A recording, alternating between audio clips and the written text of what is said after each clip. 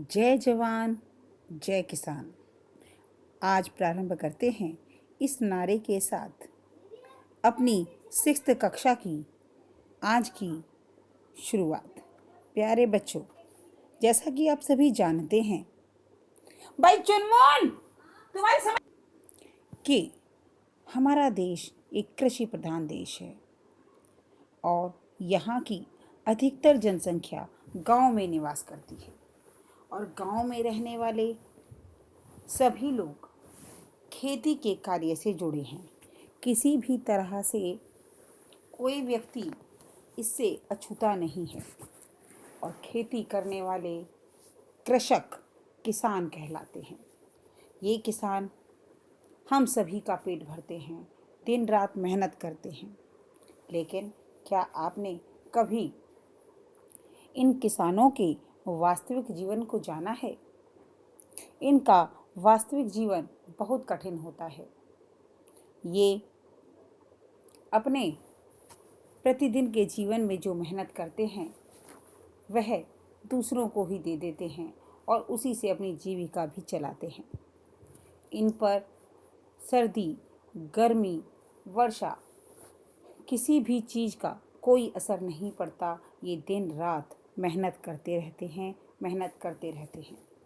इतनी मेहनत कर पूरे जन समुदाय का पेट भरने वाला किसान खुद कभी खाए तो कभी बिना खाए सो जाता है, जिनकी दया से हम एक अच्छा जीवन बिताते हैं। न तो उसके तन पर वस्त्र होता है, न पैरों में जूते होते हैं।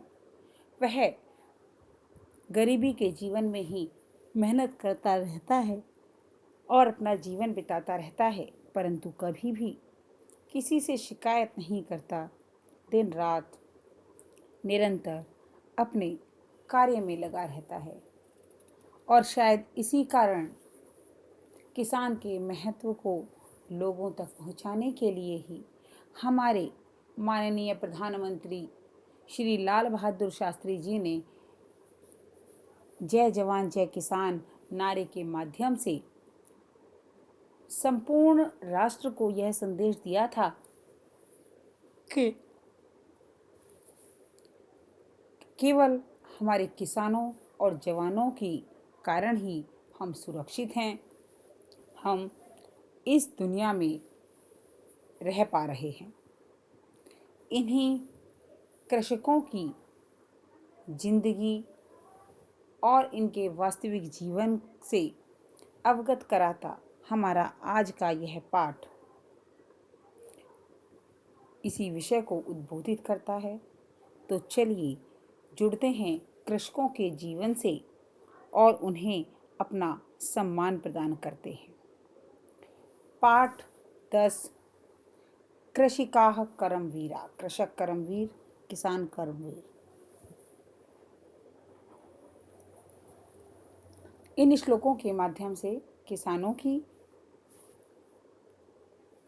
का जो जीवन है उसके विषय में उसकी तरफ इशारा किया गया है और बताया गया है कि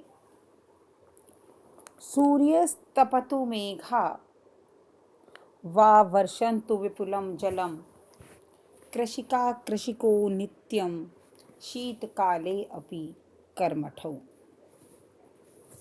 सूर्यस्तपतु अर्थात सूर्य तपे, मेघा वा वर्षन्तु या विपुलम जलम या मेघ जो है वो वर्षा के द्वारा बहुत अधिक जल को बरसाएं। सूर्य तपे या मेघ बहुत ज़्यादा जल बरसाएं। कृषिका कृषिको, किसान दंपत्ति, किसान पति पत्नी, नित्यम नित्य ही, शीतकाले अपि, ठंड के मौसम में भी, निरंतर क्रियाशील रहते हैं। किसान दंपत्ति नित्य शीतकाल में, ठंड के मौसम में भी निरंतर क्रियाशील रहते हैं। तो देखा कि सूर्य के तपने, मेघों के बरसने और ठंड उन्हें नहीं रोक पाती कि वे अपने खेतों में ना जाएं, कड़ी मेहनत ना करें। उनके पास किसी भी मौसम का कोई बहाना नहीं होता। वो लगातार अपने कार्य में लगे रहते हैं। ग्रीष्मे शरीरे सस्वेदं शीतं कंपमयं सदा। ग्रीष्मे शरीरं सस्वेदं शीते कंपमयं सदा। हलेन च कुदालेन तौ तु क्षेत्राणि कर्षतः। गर्मी में शरीर पसीने से भीगा रहे या शीते कंपमयम सदा या हमेशा ठंड से कांपता रहे। हलेन च कुदालेन तौ तु क्षेत्राणि कर्षतः। हल और कुदाल से वे दोनों खेत को जोतते हैं। कि गर्मी से शरीर भीगा रहे या ठंड में कांपता रहे, हल और कुदाल से वे दोनों लगातार खेतों को जोतते हैं। पादयोन पदत्राणे शरीरे वसनानि नो निर्धनं जीवनं कष्टं सुखं दूरे हि तिष्ठति। पादयोन पदत्राणे शरीरे वसनानि नो निर्धनं जीवनं कष्टं सुखम दूरे ही तिष्ठति। कि पैरों में जूते नहीं होते, पदत्राणे जूते, कि जिनके पैरों में जूते नहीं होते, शरीरे वसनानिनो और शरीर पर वस्त्र नहीं होते हैं। निर्धनम जीवनम कष्टम सुखम, निर्धनम अर्थात गरीबी के जीवन में रहते हुए कष्टों के साथ सुख तो उनसे दूर ही बैठता है, सुख तो उनसे दूर ही रहता है।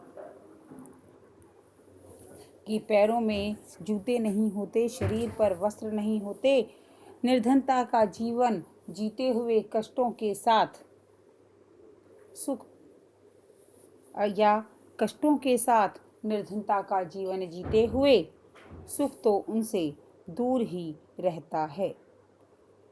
अंशु बेटे पानी दिए मुझे भी। होगी गाड़ी साफ?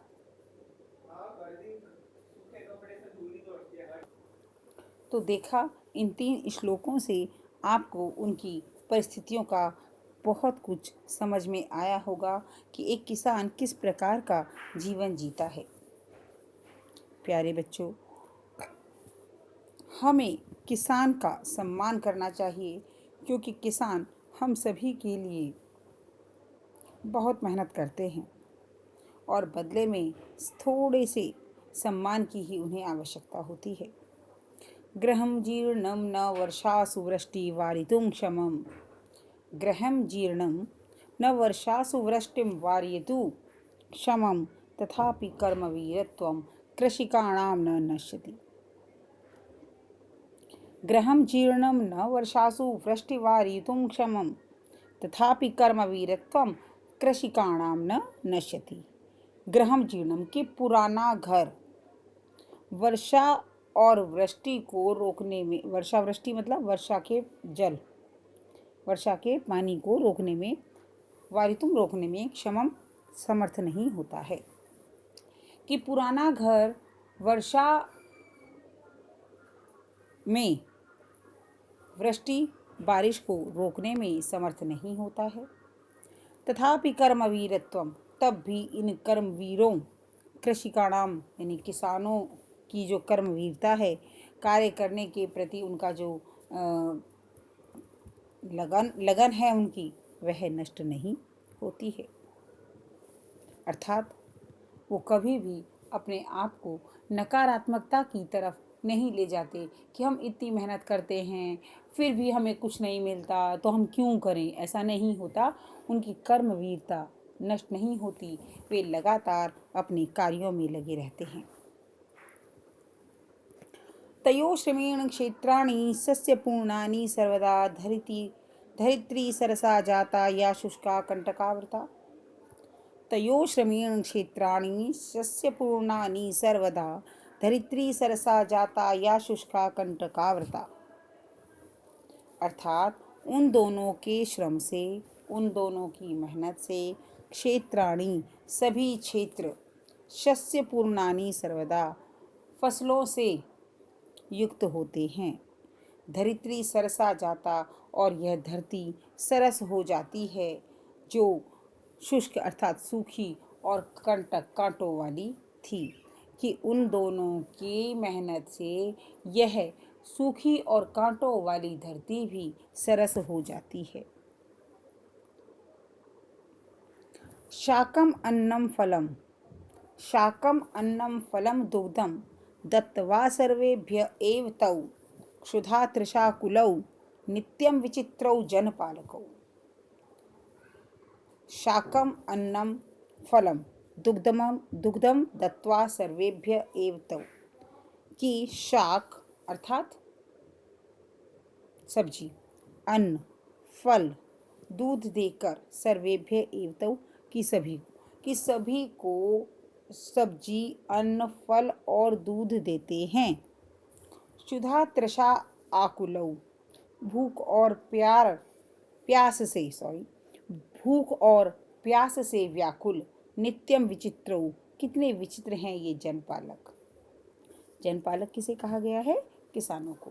तो कहा गया है कि कितने विचित्र जनपालक हैं जो स्वयं भूख और प्यास से व्याकुल रहते हैं, लेकिन सभी को सब्जी, अन्न, फल और दूध देते हैं। कि सभी को सब्जी, अन्न, फल, दूध देने वाले ये जनपालक स्वयं भूख और प्यास से व्याकुल रहते हैं। प्यारे बच्चों, इस प्रकार किसानों का जीवन बहुत कष्टमय होता है और फिर भी इस कष्टमय जीवन को जीते हुए वे लगातार अपने कार्यों में लगे रहते हैं। एक बार हम इनके शब्दार्थों को समझते हुए इसके अभ्यास कार्य की ओर आगे बढ़ेंगे। तो सर्वप्रथम आप देखें इसके शब्दार्थों को।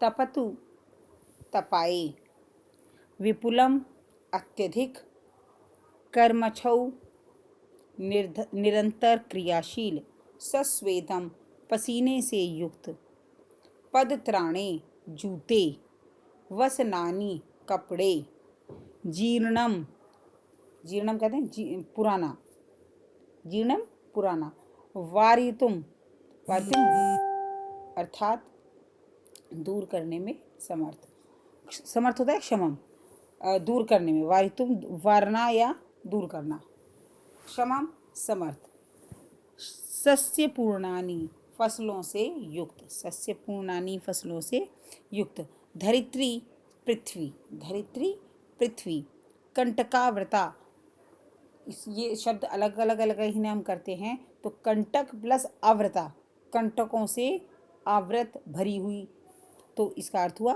कंटकों से परिपूर्ण।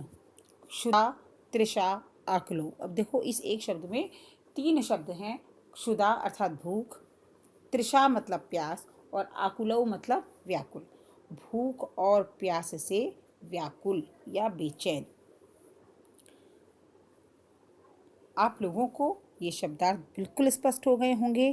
तो चलिए आगे बढ़ते हैं और इसके अभ्यास कार्य को समझते हैं। प्रथम अभ्यास कार्य के अंतर्गत श्लोक अंशान योजयत, हमें श्लोकों के इन अंशों को जोड़ना है। अर्थात श्लोकों की जो ये पंक्तियां हैं ये आधी आधी हैं, हमें इन्हें आपस में जोड़कर पूर्ण करना है। ग्रहम जीर्णम न वर्षासु, ग्रहम क पार्ट में देखिए आप कि क पार्ट में पहली पंक्ति है ग्रहम जीर्णम न वर्षासु, और पूरी करने के लिए इसके साथ अंतिम पंक्ति जुड़ेगी वृष्टिवारितुम क्षमम। ग्रहम जीर्णम न वर्षासु वृष्टिवारितुम क्षमम। दूसरी हलेन च कुदालेन, हलेन च कुदालेन तौ तु क्षेत्राणि कर्षतः, प्रथम पंक्ति है ये। द्वितीय पंक्ति ख पार्ट की प्रथम पंक्ति से जुड़ जाएगी। हलेन च कुदालेन तौ तु क्षेत्राणि कर्षतः। पादयोर्नपदत्राणे पादयोर्नपदत्राणे शरीरे वसनानि नो शरीरे वसनानि नो। तयो श्रमेण क्षेत्राणि सस्यपूर्णानि सर्वदा। धरित्री सरसा जाता या शुष्का कंटकावृता।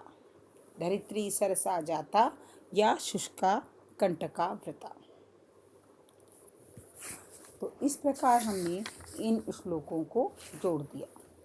अब प्रश्न नंबर 3 को आप बड़े ध्यान से स्वयं पढ़ेंगे और सही बातों के लिए आम और गलत बातों के लिए न शब्द का प्रयोग करेंगे। इसके पश्चात हम बढ़ते हैं पर्यायवाची शब्दों की तरफ। पर्यायवाची शब्द अर्थात समानार्थक शब्द। तो उसके लिए आवश्यक है कि हम पहले उनके अर्थ जानें, जो मंजूषा के शब्द हैं। रवि सूर्य, वस्त्राणि वस्त्र, जर्जरम पुराना, अधिकम अधिक, पृथ्वी पृथ्वी, पिपासा प्यास। अब नीचे वाले शब्दों के अर्थ जानते हैं ताकि हम समान अर्थ वाले शब्दों को एक साथ लिख सकें। वसनानि वस्त्र, सूर्य, तृषा प्यास, विपुलम अधिक, जीर्णम पुराना, धरित्री धरती। वसनानि तो ऊपर से आ जाएगा वस्त्राणि, सूर्य अर्थात रवि, तृषा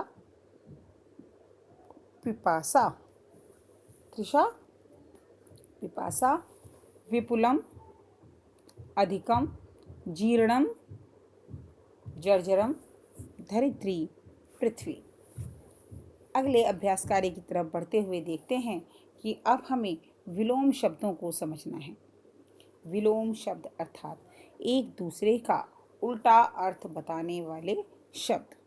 तो मंजूषा की तरफ बढ़ते हैं। पहले धनिकम धनी, नीरसा नीरस, अक्षमम न क्षमा करने योग्य, दुखम दुख, शीते ठंड, पार्श्वे पास में। धनिकम धनी, नीरसा नीरस, अक्षमम न क्षमा करना, दुखम दुख, शीते ठंड, पार्श्वे पास में। अब इनके उल्टे अर्थ हमें देखने हैं। सुखम दुखम, दूरे पार्श्वे, निर्धनम धनिकम, क्षमम अक्षमम, ग्रीष्मे शीते, सरसा नीरसा, सरसा नीरसा। इस प्रकार समानार्थक और विपरीतार्थक अर्थात विलोम शब्द और पर्यायवाची शब्दों को आपने समझा। सबसे पहले आवश्यक है कि हम प्रत्येक शब्द का अर्थ जानें और जल्दबाजी ना करें, क्योंकि अत्यधिक शीघ्रता से कार्य गलत हो जाते हैं। इसलिए पहले उसे समझें और फिर उस दिशा में आगे बढ़ें। अब इसका अगला प्रश्न पढ़ते हैं। कृषकाः केन क्षेत्राणि कर्षन्ति। बड़े ध्यान से प्रश्न सुनेंगे। अब कृषकाः केन क्षेत्राणि कर्षन्ति, किसान किससे क्षेत्र अर्थात खेत को जोतते हैं। किसान हलेन कुदालेन, कृषकाः हलेन कुदालेन क्षेत्राणि कर्षन्ति। हलेन कुदालेन, कृषकाः हलेन कुदालेन क्षेत्राणि कर्षन्ति।